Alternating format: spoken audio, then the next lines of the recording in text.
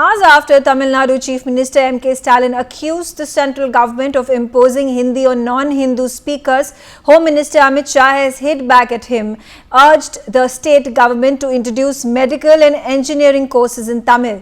Home Minister Amit Shah claimed that the DMK chief has not done enough in this regard and that it is Prime Minister Narendra Modi's government that has made key changes to recruitment policies to accommodate regional languages, including Tamil. The debate over Hindi imposition is not new in Tamil Nadu, a state with a strong history of opposing the three-language formula. The new education policy 2020 introduced by the Modi government suggests a three-language system but assures that no language will be imposed. However, the DMK maintains that Tamil Nadu's two-language system, which is Tamil and English, is adequate and does not require any tinkering. I'm going to start my conversation. This has been a cause of clash between the state and the central government and has played a huge part in the way the DMK has played its politics in the state.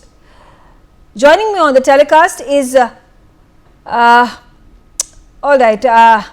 Anandan, BJP councillor, on the show with me. Uma Anandan, again the issue of Hindi and Tamil language divide has been brought to the fore. This time around, the Union Home Minister has advised the state government in Tamil Nadu to engineer courses in medical to be able to be provided in Tamil language.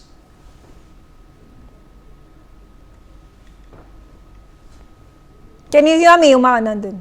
See, as you told this labyrinthian part. Yeah, I can hear you. You can hear me? I can, yes. Can you hear me? Yeah. I can hear you, ma'am. Okay, we'll try to get Uma Anandan back into the conversation with us. This language war is not. We'll try to fix that audio line with Uma Anandan. Advocate Manasvi Thapar is on the telecast with me. Advocate Thapar, do you think this row between the state government and the central government over language is further going to isolate BJP from the Tamil state? I think BJP is trying to get inroads in Tamil Nadu and they have all the right to do that. But what is happening here is they don't understand the pulse of Tamil people. And here is something where the DMK, being a regional political party, understands it so well. And they are trying, the DMK has been in the news since last couple of weeks, what we would say, and be it on the three-language, two-language issue, then delimitation. Every day we are talking about DMK and Stalin. So that is what they want to make sure that what is happening is BJP is falling in the game of DMK. And here is where DMK is getting better and better. They are uniting regional political parties. They are uniting, coming up as a united front against the BJP at the center stage. Also, in the delimitation war, also we saw more than 100+ political parties joining hands with DMK. So that is what they are trying to create, that narrative. For the first time, we are seeing a political party coming from a regional land and dominating the narrative setting. So here, I think DMK is mostly setting up the narrative, and BJP is playing the back foot, which generally BJP is not playing. For the first time, we are seeing BJP is on the back foot and they are answering. Home Minister generally on allegations or charges or discussions don't come up front. But for the first time, we have seen the Home Minister giving a statement and playing to the tunes of DMK. I think this is where the distance between BJP and Tamil Nadu voters will also be seen. That they don't understand the pulse. They are, while being in the center, they don't take it up very seriously what the DMK or the regional issues are, or the regional thoughts are, the cultural differences. They are not able to get that pulse right. So this is for not getting it right for the BJP. Okay, all right. I also have with me right now Jyotsna Tirunagari, who is the national spokesperson of the TDP. Jyotsna, how do you view the situation? Do you think the three-language formula is being perceived by the people of Tamil Nadu as an imposition of Hindi language, or is this being twisted and presented in a mutilated format by the Tamil Nadu state government and its leaders because it works for them. It is vote bank politics. As far as I believe, it's completely a vote bank politics by them. I'll tell you why. Because three languages is nothing new. I studied three languages. If I have to tell you my own example, when I did my schooling, we had first language, second language, and third language in the state of United Andhra Pradesh. That I mean, I don't see anything wrong in it. You're in fact expanding your horizon. You're in fact expanding your exposure. For the people of Tamil Nadu, I think Tamil is their I think, as we say, staple food. It's our language. Apart from that, when you try to learn one another language, what's the big deal about it? That's one thing. See, I feel it shouldn't be taken as imposition. I feel it is more empowerment for the state and the people of the state. Let me give you an example again of my own example, Megha, because as I said earlier, I studied all the three languages, and today when I go anywhere, it makes my life easier. I can speak English, I can speak Hindi, I can speak my own language, Telugu. So it makes my life easier and it gives me more exposure, it gives me more opportunities. So everything and anything should not be taken as politics, I believe, Megha. We have to also understand the importance of it. And as Indians, we should be able to connect to each other, right? So I'm not saying, and I also believe we also should learn Tamil. As I believe many of you should learn Telugu, my language. I believe I should, if given an opportunity, I can learn Tamil. I have learned Kannada, and I believe I can learn Tamil when it comes in a future. But anything that comes up, they take it in a political language and they say it is an imposition. Where is it that the current language or the state language is affected by this thing? That's my question. First question. Second question, if you are learning more languages, is there anything wrong with it? You are in fact empowering your youth with more languages, more opportunities for them. So I think we have to take it in a positive manner, Megha. And, Okay. and I completely reiterate myself, anything and everything should not be politicized. Okay. I have with me Navika Harshe, Congress spokesperson as well. Navika Harshe, how do you view the situation right now? Do you think this is imposition of Hindi, or do you think people in our country, children, the youth, must have the opportunity to learn multiple languages, whether it is Tamil, Telugu or Hindi? Hi, Meghna. I believe that you have to learn as many languages as you want, but I also believe it has to be your choice. It cannot be imposed on people. As Madam just now said, she speaks 3 languages, I speak 5 languages. And when we grow up in the South, especially if we grow up in a city like Hyderabad or Bangalore, and you have mixed parentage, we're all learning languages. Nothing wrong. I think it's perfectly fine. But you can't impose it on someone. You can't use your central power to say everybody has to speak the same language. You can't come in through the NEP route. If people in Tamil Nadu want to learn Hindi, perfect, amazing. People in Tamil Nadu will want to learn Telugu, even better. But you can't force it, we can't force people and say, no, you have to learn it.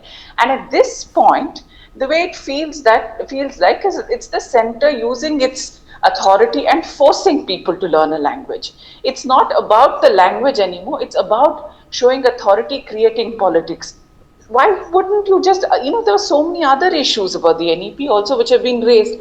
None of that is being discussed.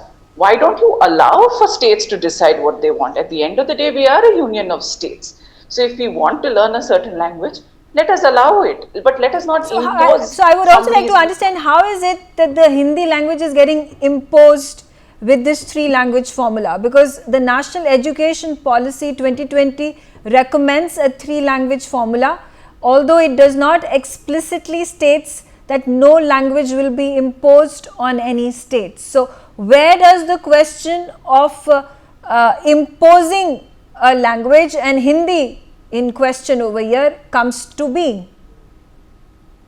It says that 2 Indian languages, it's 1 foreign language which is already English, and then 2 Indian languages which have to be taught as NEP, as part of NEP.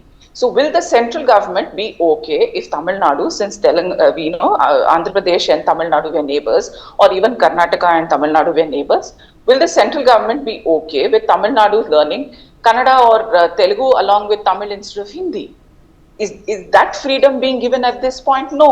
The only option which is being given is Hindi. No, so then it does feel like an imposition. Okay. All right. Let's also try to understand. Do you also think it would be more practical? Because if we take a look at the percentage of people in our country and the languages that are spoken by them, whether we talk about English or talk about Hindi or we talk about Tamil, Telugu, Kannada, Assamese, Marathi, Gujarati, can there at least be a consensus here that Hindi and English are the languages that are spoken more by the people as compared to Tamil, as compared to Tamil or Assamese or Gujarati or Marathi or I don't know, Kannada? Everybody in the north loves to tell me this, that we should all speak Hindi and improve our I am Hindi. not saying But this. I'm just asking you one very simple question. Are you in agreement or not that English and Hindi are the languages that are spoken more widely in the country by more number of people than the other languages?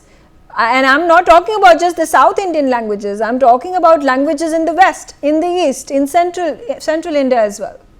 If you want to sort of look at it that way, Hindi did swallow all the local languages also, right? Like it swallowed Maithili, it swallowed Braj Bhasha, it swallowed so many other languages. So then if you break it down and say Hindi is a composite of all this, numbers doesn't make sense when you think of it as numbers. And Hindi is a beautiful language, but don't impose it. That's my main point. If people organically want to learn it and people are learning it because it becomes part of their thing, why not? But don't force people to learn it. I'm going to get in Ahmed Ayaz, who's also on the telecast with me. And Mr. Ayaz, let's understand your perspective in the larger scheme of things about what the mindset of the central government was to have brought this 3-language formula in the national education policy, and why is it facing so much resistance, particularly from Tamil Nadu and no other state? Megha, we'll have to see from the larger point, larger view. That is that we are in a democratic setup and we have been brought up having learned that we have some amount of freedom to exercise in various issues. These issues like languages are a bit sensitive and such. We need to deal these very carefully. While there is no problem in learning more and more languages and to make it very compulsory that a particular language has to be learned over others, I think, I don't know how the policymakers look at it. I think it should have been differently. It should have been the local language should have been preferably the priority and it should have been almost compulsory. Then the other languages, well, those languages could be optional and given to the people to see that if they can adopt it. But to say that a particular language is made compulsory or imposed, I think it may not go well with the system we are living in, the way we have been brought up. So as such, I don't think that imposition of a language, making a language compulsory, rather preferring their own languages, making them compulsory, I think it does not fit in. It should have been otherwise. Say it is India is of multiple languages. So you can't tell them that instead you prefer your own language and make it important, because there are certain advantages also. See, in your own languages, it's very easy that you can understand things, and then your sentiments are attached. You speak at home, you speak in markets, you speak outside. So you can't, make it that instead preferring that language, making it a preference, making it a compulsory, then you make a language which is not your preference, your choice. Well, you can give it a choice, you can give an option. It's left to the people, leave it to the people concerned. Okay. If they adopt it, well and good. Okay. But to make it compulsory and impose it, I don't think that will go well. Okay. Uma Anandan, if you can hear me, and how do you have to react to what my other panelists have to say, particularly what Navika Harshi said and Ahmed Ayaz as well, talking about why should the central government not give an option to the state governments to allow the person concerned to pick the language of their choice. So it could be their mother tongue and a language that they would like to learn instead of Hindi. See, first understand all of you that the government is not forcing, the central government is not forcing Hindi. They are only requesting that a third language be introduced of our own choice, the student's choice. Nobody is shoving it down their throat. Please understand that. And the so-called Tamil Nadu government, all the politicians are running schools where they charge about 5 lakhs a year, 3 lakhs a year, and there the rich children learn and they follow the central board or ICSE board. The third language is there in the schools run by them. The central government is asking that this educational policy be introduced to the government run schools. Why should the poor children of the state be deprived of learning a third language at no extra cost? Why are these so-called Tamil chauvinists not allowing the poor children to learn the third language, while the politicians' rich children and all the other rich children have the opportunity to learn third language, anything of their choice? It could be Malayalam, it could be Bengali, it could be Punjabi, it could be Telugu, it could be anything. They are not saying it should be only Hindi. Please understand that. And also understand that Tamil Nadu is the only state where one can finish their entire education without learning the language of the state. That is Tamil. Tamil is not compulsory. These so-called harbingers of Tamil language, the so-called palanquin lifters of Tamil language, why have they not made Tamil compulsory in the state? That children should learn the local language. Why is that not introduced by the Dravidian government? Are you people aware that Tamil Nadu is the only state in India where one can finish education without learning the local language Tamil? Do any of you know this? That's interesting. That's interesting. That thing puts things in perspective. Telangana and not learn Telugu also. That's most states. I don't think that's a Tamil Nadu speciality. You can grow up in Karnataka without knowing Kannada. You can grow up in Maharashtra without knowing Marathi. Everything is there. So you people do not know. Do not know what is happening we studied in Hyderabad without learning Telugu. What are you telling us? All of us manage. No, every state has this option. Schools, in central board, in the other schools, in central board, in CBSE, yes, ICSE board, one has to learn. But while in corporation schools, they have signed an agreement with Alliance Francaise to learn French for children. Yeah. Where is the need to learn French? That's interesting. That's interesting. It brings a fresh perspective. Navika Harshi, so let's hear it from you. So as being said by Uma Anandan, it is not Hindi that has been demanded by the central government to be the third language that a child has to pick. It could be any language of their own desire, of their own choice. So where is is this just creating ruckus and chaos on a subject where no ruckus or chaos is existent? It does not require so, and it's simply because you're playing with the sentiments of the people and trying to scare them and trying to caution them that somehow if you bring this 3-language system, this 3-language program, then you are going to have to be forced to learn Hindi when such is not the case. Why is Stalin's daughter school teaching Hindi? Why is Stalin, all the politicians who run schools here, everywhere Hindi is taught? Why this hypocrisy? Okay, that's those are a lot of interesting points that you make, Miss Uma Anandan, that then force us to question the very sentiment and the reason behind picking up an issue such as this, which has been braked up time and again, and once again today this has been pushed forth by MK Stalin about the quote unquote Hindi imposition. Advocate Manaswi Thapar, let's understand from you as well. Do you think this is good politics, or do you think any politics that is advantageous to a political party is good politics? I feel this again. The narrative has been brought by the Home Minister now. He said that let the medical study be done in Tamil Nadu, in Tamil Nadu in Tamil. Yeah. So now who brings that thing back is the Home Minister. So they want this narrative of languages to burn in Tamil Nadu. DMK wants it, BJP wants it. So they want this debate to happen. They want people to discuss about it. If that would have been the case, BJP didn't wanted this to be no news. They would not have stepped in after 5 days or after a week later that they realized that suddenly Stalin said something and suddenly let's respond to that. It was not an immediate response. It was a very thought out response.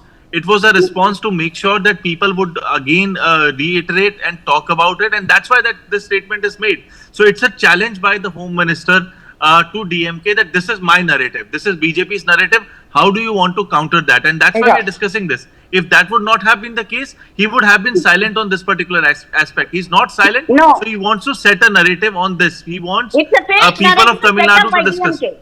It's a fake narrative set up by the DMK. They want to prolong this. They want the educational policy one day. Because there was an incident of a young girl being raped in Anna University. They wanted to divert the people's attention. And the law and order situation in Tamil Nadu is very bad. Please, sir, let me know now. Why should the DMK politicians and their allies run schools where Hindi is compulsory and it is being taught?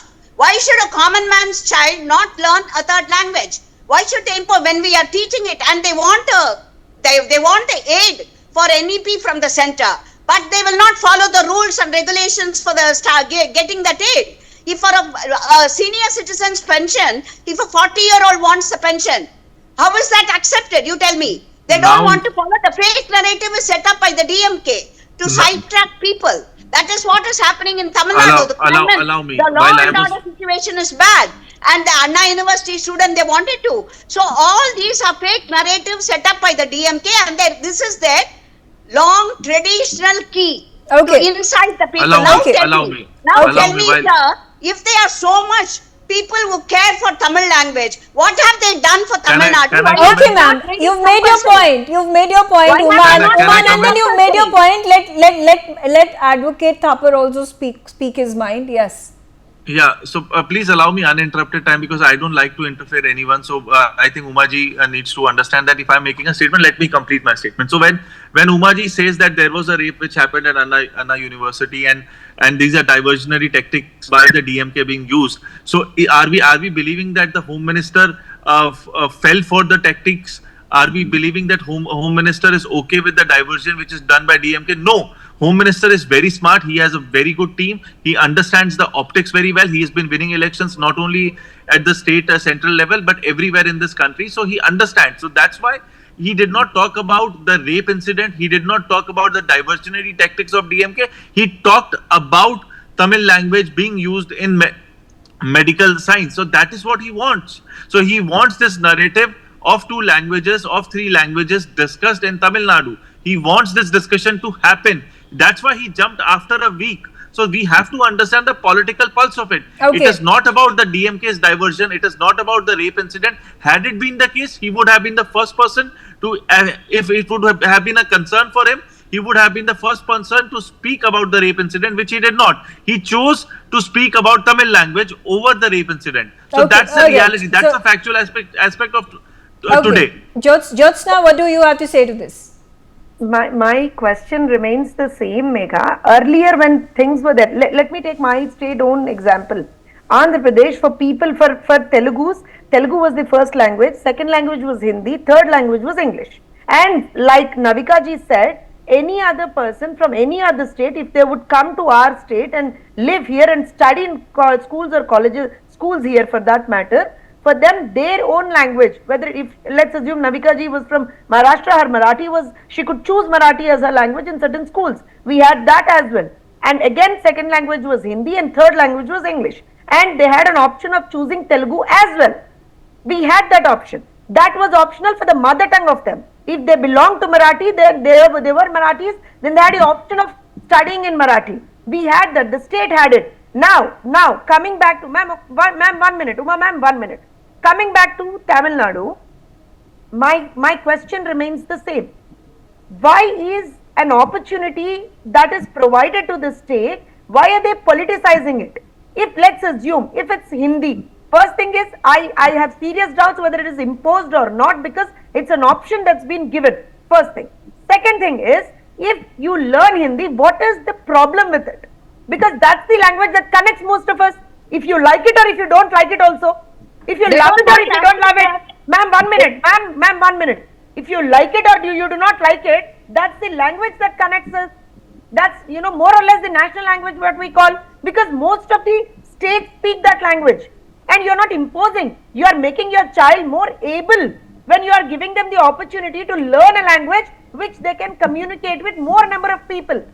So why don't you think see, I'm a teacher by myself, Megha. So obviously I think we have to give the child more opportunities to learn, more opportunities to get exposed to more, to get themselves more empowered. That's it. I look at it that way. Why do they have to politicize it?